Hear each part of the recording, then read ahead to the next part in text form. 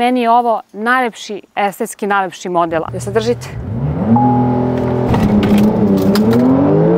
Meni ovaj zvuk oduševljava. Ajmo da čujemo Aco.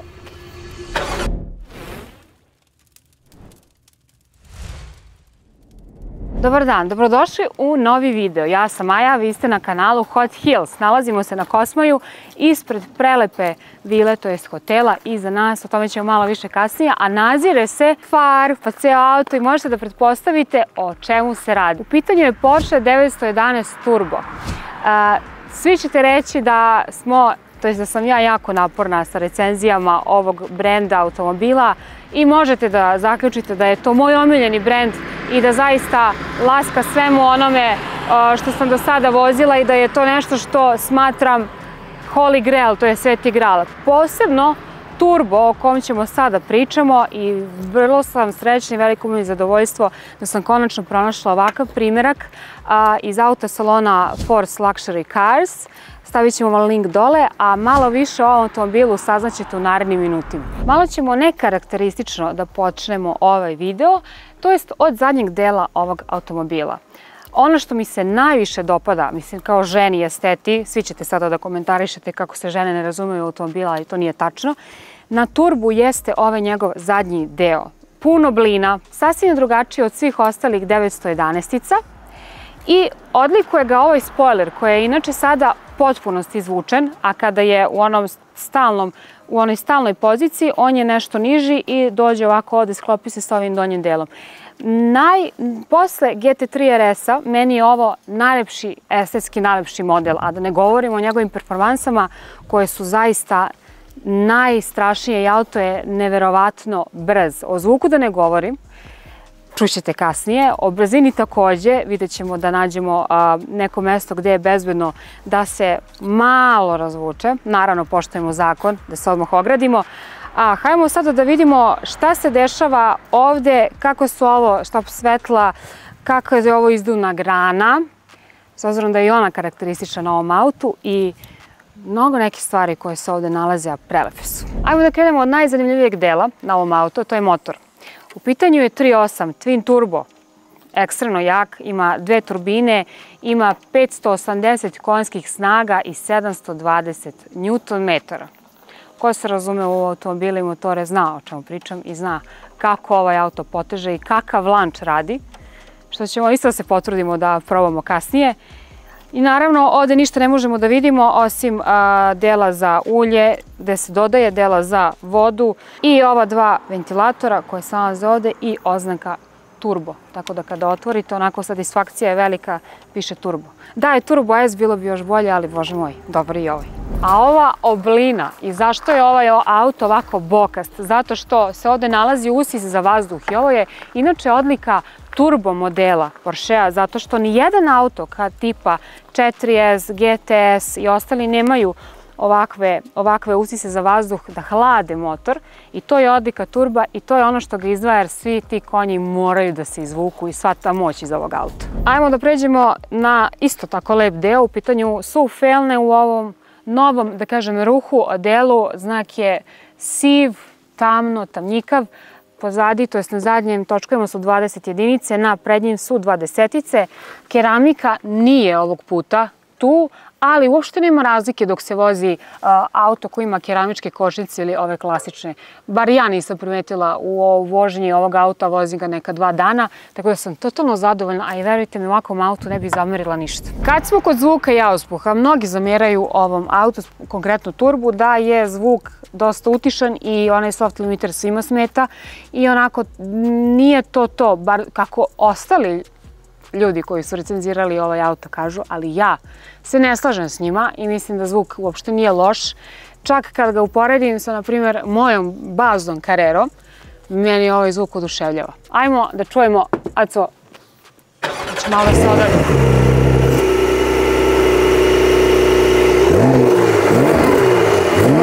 Dobro, meni je ovo super, ne znam šta vi kažete. Nismo u Abu Dhabiju ni u Dubaju, samo smo preneli kadar, pa ovako sve izgleda bež, pesak, Seti nas na decembar i kad smo snimali svašta lepo i neke recenzije ekstremno dobrih automobila. Sećate se, stavit ćemo vam link da ponovite.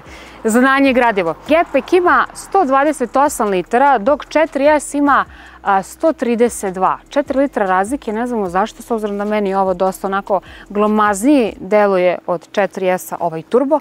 A jedna zanimljivost koja je novina jeste ovo otvaranje na touch. Samo da ga ja usaglasim. Sad ćemo.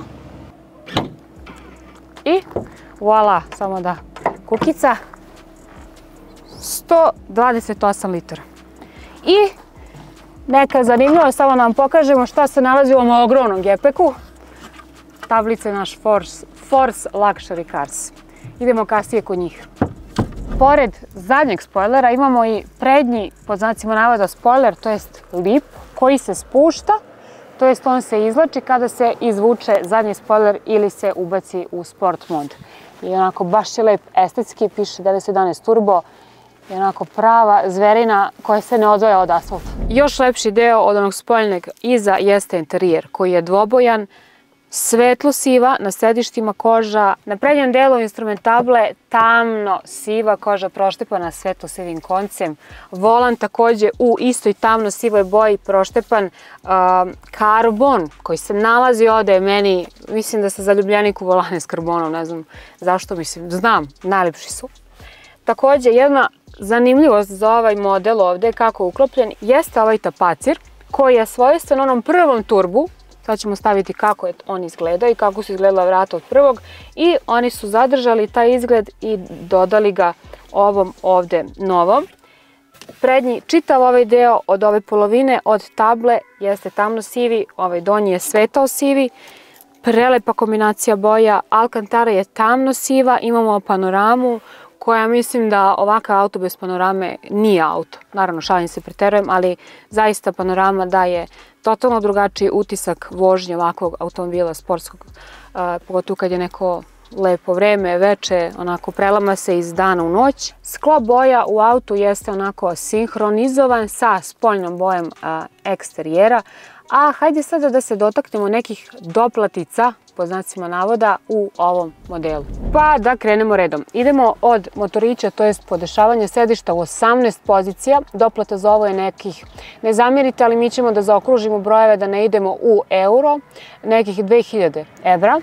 Grejanje, hlađenje sedišta je 3000 evra. Panorama, ne znamo koliko se doplaćuje, ali znamo, imamo informaciju da je doplata za karbonski krov oko 6000 evra, tako da prethodni vlasnik se očigledno odlučio za panoramu, što ja podržavam. Doplata za pojaseve u boji interijera je nekih 600 evra, a doplata za ključ u boji je sitnih 400. Spomenut ćemo i još najbitniju stavku, jer mora da se sluša dobra muzika i da bude dobro ozvučenje. U pitanju je Bose ozvučenje. I ovaj prag koji je novina, da se ovakav prag, to jest ovaj sivi deo ovde, da može da se personalizuje. Tako da umjesto 911 turbo ovde bi trebalo da stoji Hot Heels. Ali pošto auto nije moj, stoji oznaka koji je model u pitanju automobila i poprilično je dosadno kad stoji samo, kažem. Kad stoji Hot Heels bilo bi bolje, ali elem, možda jednog dana i bude.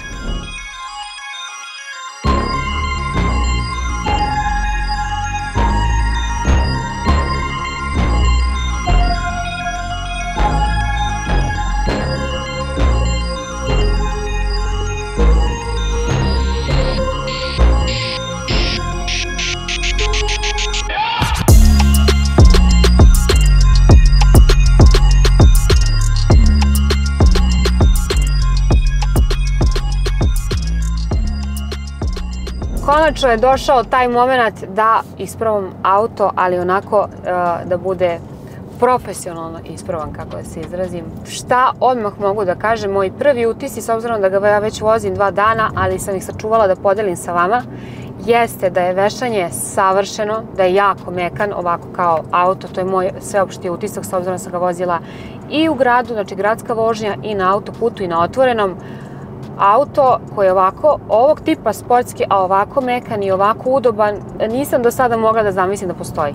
Tako da sve desetki, sve pohvale za ovu udobnost i ovako vešanje. Čak i kada je u onom Sport Plus modu i kada mu šasija bude dosta niska u sportskom onom spuštenom delu, čak i tad je totalno mekano. Kada, na primjer, ja uvijek imam na pameti uporedim sa svojom Carrerom, koje je onako kao da upoređujete nebo i zemlju. Znači ovo je nebo, a moja Carrera je zemlja. Ništa nema, nikakve veze, osim što auto kao auto liči, tako da za nekog laika samo eksterijer može da kaže nešto malo podsjeća, a sve drugo nikakve veze nema. Tako da ovo je nešto neverovatno što sam do sada probala vozila. Vozili smo, sećate se, i GT3 RS-a na navaku, ali to je nešto sasvim drugačije i to je auto koji je prilagođen stazi, a ovo je specifičan auto koji je takođe prilagođen stazi, ali isto tako prilagođen i gradskoj vožnji i svakodnevnoj upotrebi. Što se tiče menjača, u pitanju je naravno 8-stepeni PDK menjač, klasičan, u ovoj novoj formi, dosta manji od prethodnih modela. Sad, ono što verovatno sve vas zanima jeste koja mu je potrošnja. U nekoj mirnoj gradskoj vožnji, ono što sam primetila jeste da je prosječna potrošnja, kako ovdje pokazuje, oko 20 litara, tako da nije malo, ali naravno onaj ko kupi i ko je vlasnik ovog automobila, kada ima 580 konja, sigurno ne podrazumeva da ovakav tip auta malo troši. Sad već mogu da ubacim u Sport Plus, pošto imamo jedan lep pravac i izolovani smo od saobraćaja. Naravno, obrtaji se podižu i samo malo da osjetimo kako je ovaj auto nosi. Evo ga.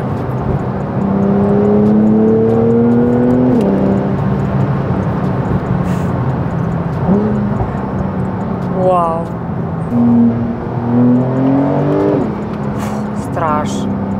Strašno. Kako ide auto. Sve preko 500 konja ide nenormalno dobro. To smo apsolvirali. Evo.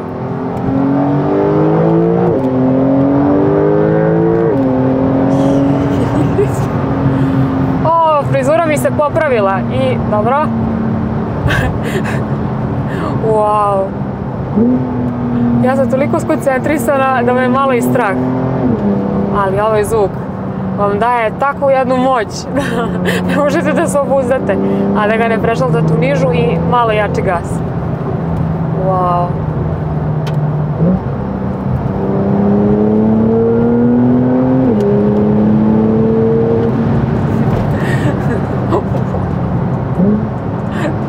Top.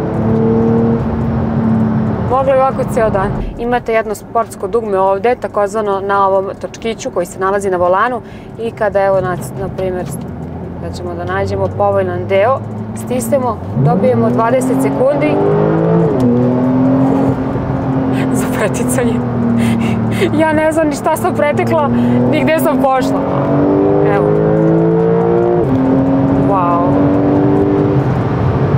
Wow. Čekaj, držim malo. Čekaj, samo malo moram se smiriti. Pauza. Da se držite.